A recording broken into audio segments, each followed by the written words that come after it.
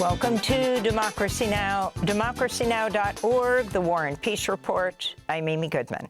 President Trump ordered a blockade on sanctioned oil tankers going to and from Venezuela Tuesday, ramping up his threats on President Nicolas Maduro. In a post on social media, Trump said, quote, "Venezuela is completely surrounded by the largest armada ever assembled in the history of South America.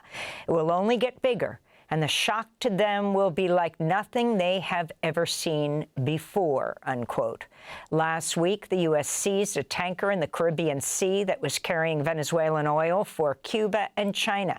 Since September, the U.S. military has been carrying out airstrikes on alleged drug boats in the Caribbean and Eastern Pacific near Venezuela, killing at least 95 people in 25 attacks without showing evidence of drugs. Meanwhile, Defense Secretary Pete Hegseth said Tuesday there are no plans to release the full unedited video showing a deadly second strike on a boat on September 2nd. Legal experts and human rights groups have described the strike on two survivors clinging to the wreckage of the boat as a war crime. This comes as Trump's chief of staff, Susie Wiles, suggested in an interview with Vanity Fair that the U.S. military attacks on alleged drug boats aim to ultimately topple President Maduro. Wiles said, quote, "Trump wants to keep on blowing boats up until Maduro cries uncle. And people way smarter than me on that say that he will," unquote. This is Maduro speaking yesterday in Caracas. We tell the people of the United States our truth, and it is very clear. Imperialism and the Nazi-fascist right wing want to colonize Venezuela to take our wealth: oil, gas, gold, iron, aluminum, and other minerals. We have sworn to defend our homeland, and in Venezuela, peace will always prevail, along with stability and shared happiness for our people. President Trump is planning to give a prime-time address to the nation tonight. We'll have more on this story later in the broadcast. In Gaza, Al Jazeera reports a 2-week-old infant has frozen to death as winter storms batter the territory, and Israel continues to block the entry of shelter and other humanitarian supplies for the hundreds of thousands of displaced Palestinians forced to live in makeshift tents or buildings damaged by Israeli bombs. Meanwhile, in another violation of the U.S.-brokered truce, Al Jazeera reports Israeli forces killed at least one Palestinian in the last 24 hours. This comes as efforts to recover the remains of the last Israeli hostage in Gaza have been hampered by the heavy rains. The International Criminal Court has rejected Israel's bid to block an investigation into war crimes committed by Israel in Gaza. In more related news, Axios reports the White House sent an angry private message to Israeli Prime Minister Benjamin Netanyahu following the killing of Hamas senior commander Raed Saad, which Trump officials said violated the U.S.-brokered ceasefire that went into effect in October. Netanyahu is scheduled to meet Trump at Mar-a-Lago at the end of the month as tensions rise around the implementation of the next phase of the agreement with Hamas. In Sydney, Australia, the first funerals were held today for victims of the Bondi Beach massacre, including for Rabbi Eli Schlanger and Rabbi Yaakov Levitan. Meanwhile, authorities announced one of the gunmen, 24-year-old Navid Akram, has been charged with 59 offenses, including murder and terrorism. The other gunman, his father, Sajid Akram, was shot dead by police at the scene. Here in the United States and Rhode Island, the manhunt for the gunman who killed 2 students and injured 9 others at Brown University Saturday has entered its 5th day. Authorities released a new photo, enhanced videos, and a video timeline showing a person of interest movements in the hours leading up to Saturday's shooting. One shooting victim remains in critical condition. 2 have been discharged from the hospital. 6 others are in stable condition. All classes and exams have been canceled. The campus remains on edge. This is Parth Gupta, a senior at Brown. Brown was honestly one of the happiest IVs. That's how it was always known. But now, after everything that's happened, it's kind of become extremely scary. As a senior, having seen 3 years at Brown, I don't even know how this incident is going to change campus. It's very scary to go back, and it's extremely unfortunate to see what happened to a place like Brown. An MIT professor was fatally shot at his home in Brookline, Massachusetts.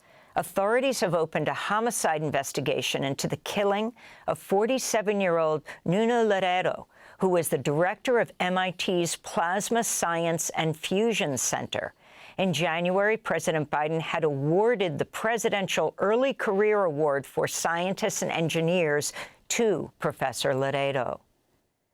In an explosive set of articles in Vanity Fair, journalist Christopher Whipple, author of a book on chiefs of staff, conducted 11 interviews with President Trump's chief of staff, Susie Wiles, over the course of a year.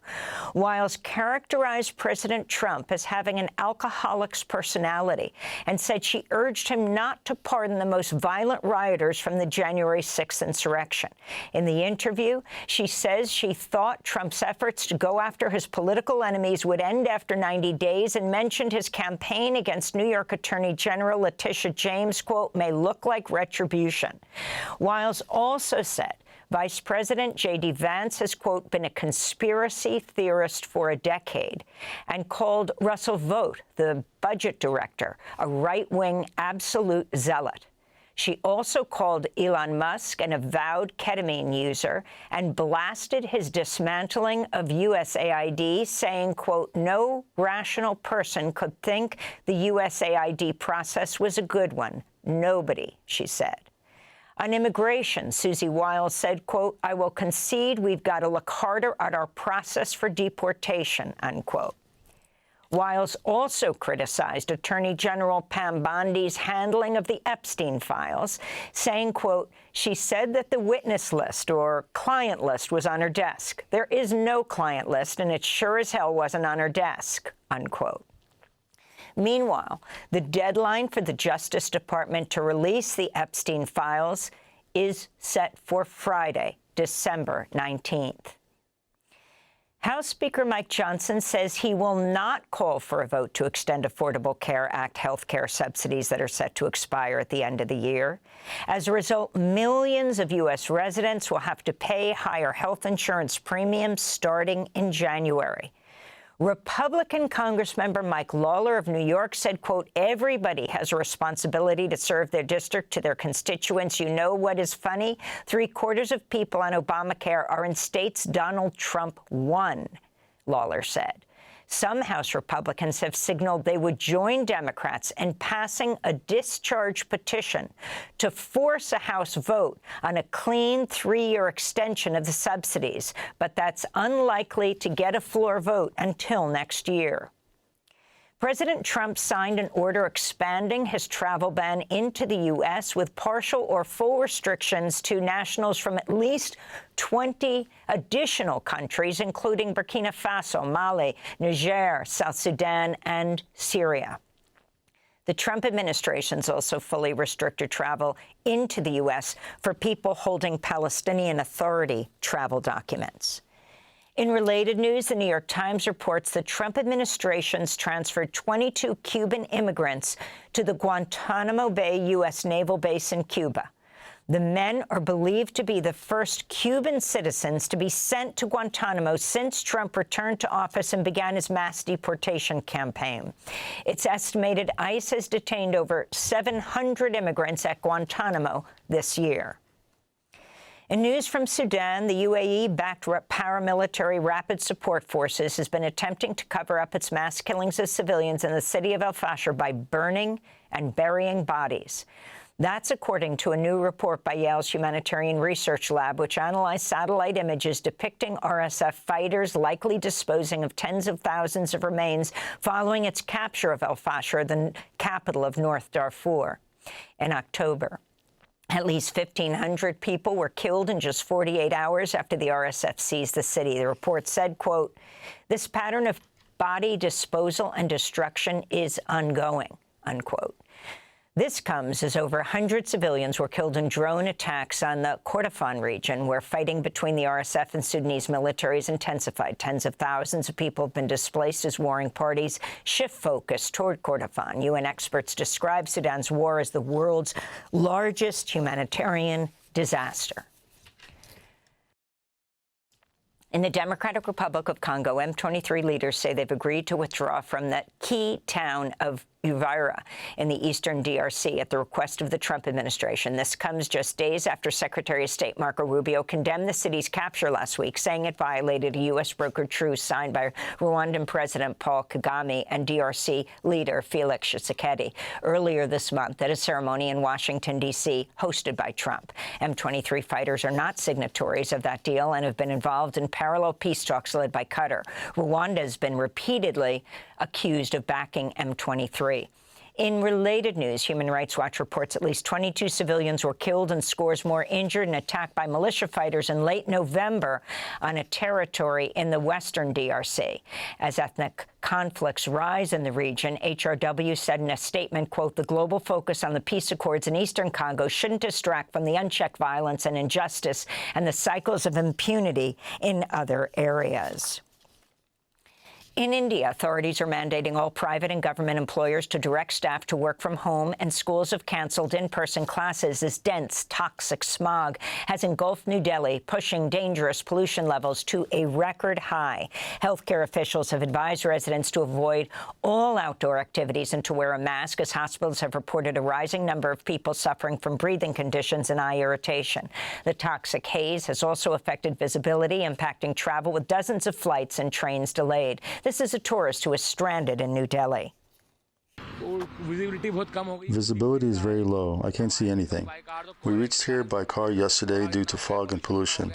We could not see anything. We came to India Gate, but we can't see it. We can hardly see it, as we have come closer. Pollution is also affecting my health a lot.